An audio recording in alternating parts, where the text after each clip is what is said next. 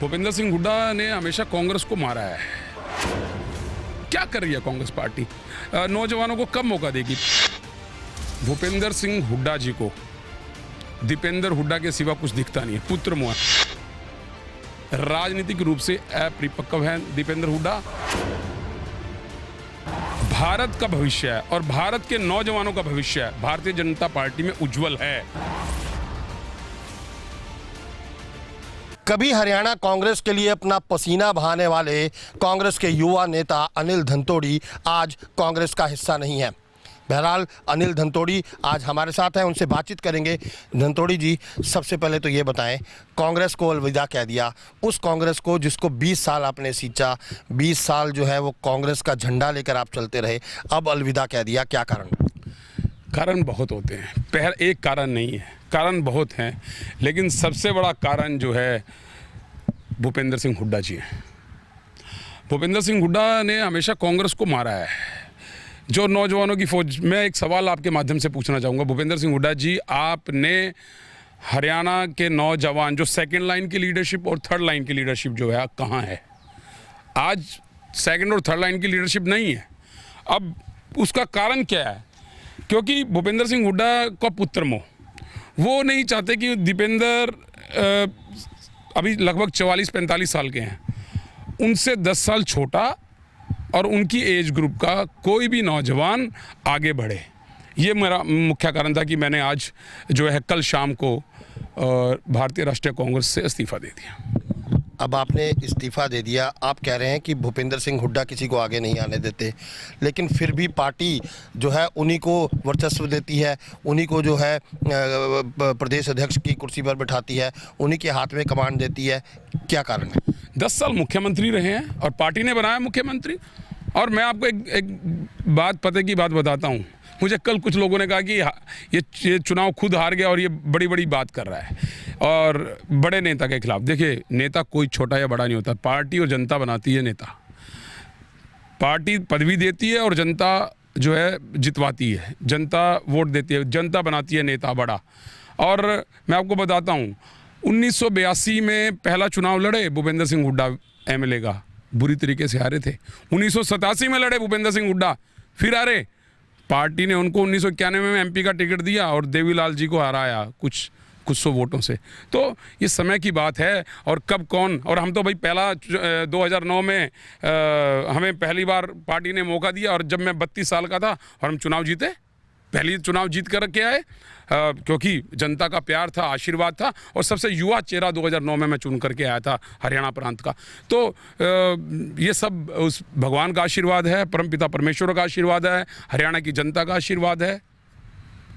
कांग्रेस में भूपेंद्र सिंह हुड्डा, उनकी अलग राय जो है रास्ता है, किरण चौधरी अलग रास्ते पर हैं, कुमारी शैलजा अलग रास्ते पे। चल क्या रहा है कांग्रेस में? क्या यही कारण थे ये सब जो है कांग्रेस से मन खट्टा हुआ कहीं ना कहीं? धड़ेबाजी, वैर विरोध, बहुत सारी चीज़ें, जहां अनुशासन नहीं। सबसे बड़ी बात है, पार्टी अब वो कांग्रेस नहीं रहेगी, अनुशासन नहीं रह गया, नेतृत्व की कमी है। नेतृत्व आप देख सकते हैं, अभी पार्टी ने आदरणीय खड़गे जी को बनाया, बुजुर्ग है मेरे, सम्मान करता हूं उनका, लेकिन उनकी ये अवस्था नहीं है अध्यक्ष के रूप में कार्य करने की। 80 वर्ष के हैं। तो और भी अब भूपेंद्र सिंह हुड्डा खुद 75 वर्ष के हैं, 70 साल से ऊपर के हरियाणा के जो अध्यक्ष हैं उदयवान जी, वो लगभग 70 वर्ष। क्या कर रही है कांग्रेस पार्टी? नौजवानों को कब मौका देगी? 45 साल अगर आपने सिंधिया जी को मौका दिया होता, आपने अब सचिन पायलट को मौका नहीं दे रहे हैं, हम जैसे नौजवानों को कहीं मौका नहीं दे रहे हैं, आगे बढ़ने नहीं दे रहे, तो ये क्या है?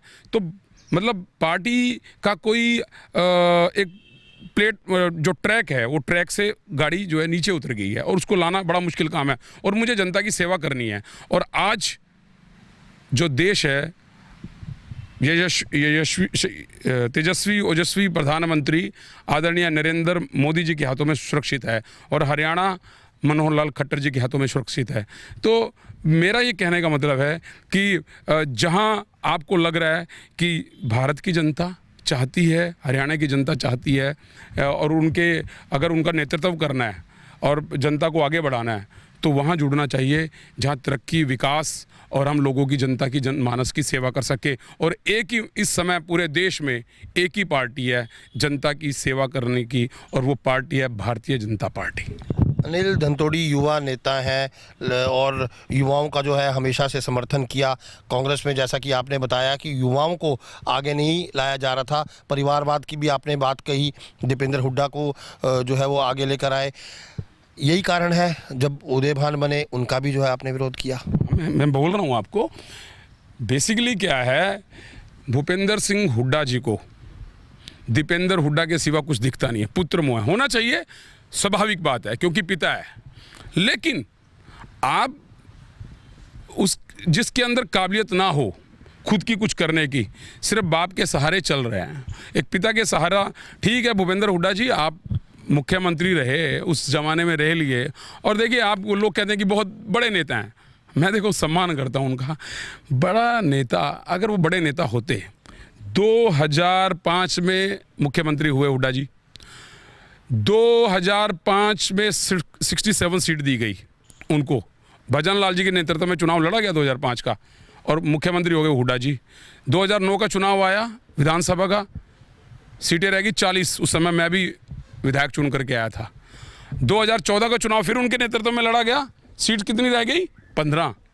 अरे हुड्डा जी आपको 67 दी थी, 10 साल में आपने पार्टी को ऊपर लाए नीचे लाए? 15 पे आपने 52 माइनस कर दिया। तो ये नेता हुए या क्या हुए? फिल्म अभिनेता। मेरा कहने का भाव ये है कि भाई साहब, हुड्डा जी परिवारवाद, क्षेत्रवाद, वंशवाद सब कुछ कर रहे हैं दीपेंद्र हुड्डा के लिए, लेकिन वो ये पेड़ लगा ना, इस पेड़ के नीचे सेम ऐसा पेड़ नहीं उग सकता। कारण है, हरियाणा में कहावत है, जैसे आदरणीय मनोहर लाल खट्टर जी ने कहा, हरियाणा एक हरियाणवी एक, उन्होंने नारा दिया, बहुत अच्छी बात है। मैं हरियाणवी में कह रहा हूँ, भाई पिपल तड़ा पिपल नहीं जम्मे करदा। तो हुड्डा जी आपका साया दीपेंद्र पे बना रहे एज ए फादर।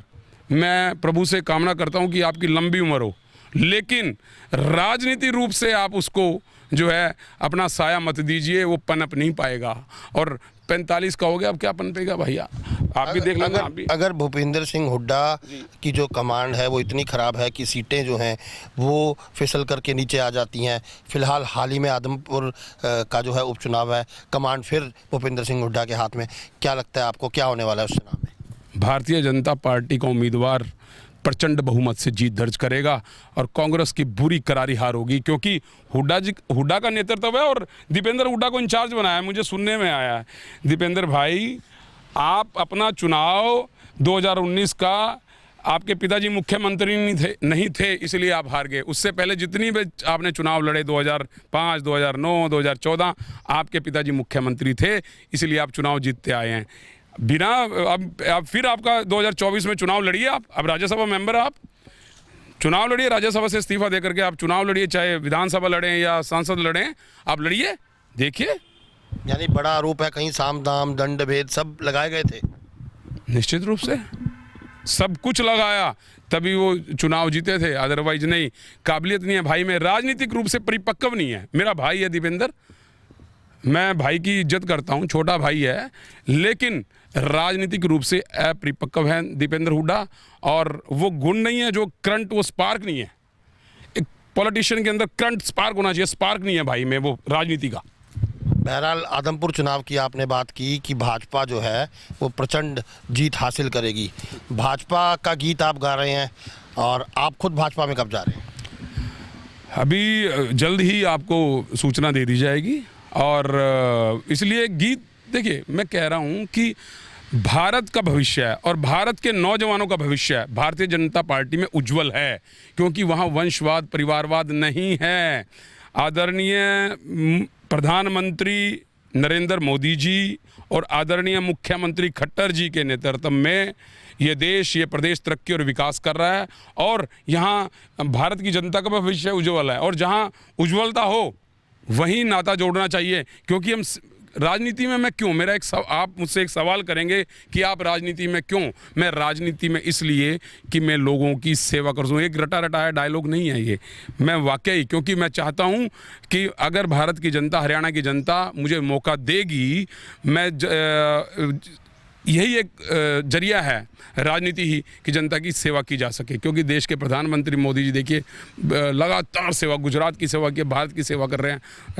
आदरणीय खट्टर साहब सेवा कर रहे हैं पिछले 8 सालों से। और मनोहर लाल खट्टर जी की अगर मैं बारे में बात करूं, उनका जीवन जो है सादगी भरा है, सादा जीवन, उच्च विचार अगर मैं कहूँगा। और वहीं अगर मैं बात मतलब यहाँ करूं कि भाजपा के जितने भी नेता हैं, फार ब्रांड सब जो नेता हैं, उनको एक बात तो है कि परिवारवाद और वंशवाद नहीं है। हुड्डा जी को देखिए आप, परिवारवाद, वंशवाद, दीपेंद्र हुड्डा के किसी भी जात बिरादरी का हो, कोई भी हो छत्तीस बिरादरी में से, दीपेंद्र के बराबर में, दीपेंद्र के सामने किसी को खड़ा नहीं देख सकते वो। ये चलिए, यानी कि अनिल धंतोड़ी का बीजेपी में जाना तय है। बिल्कुल निश्चित रूप से। फिलहाल अनिल धंतोड़ी अगला विधानसभा चुनाव कहां से लड़ेंगे, कौन सा जिला रहेगा, इसकी जानकारी भी हमारे दर्शकों को। देखिए, ये मेरे हाथ में नहीं है। मैं भारतीय जनता पार्टी की सदस्यता एक कार्यकर्ता के रूप में ज्वाइन करूंगा मैं, और जहां से भी पार्टी मुझे दिशा निर्देश देगी कि चुनाव लड़ना, मैं वहीं से लड़ूंगा। ये मेरे हाथ में नहीं है। मैं तो एक साधारण सा कार्यकर्ता हूं, जहां भी पार्टी जिम्मेवारी लगाएगी वो मैं कार्य करूंगा।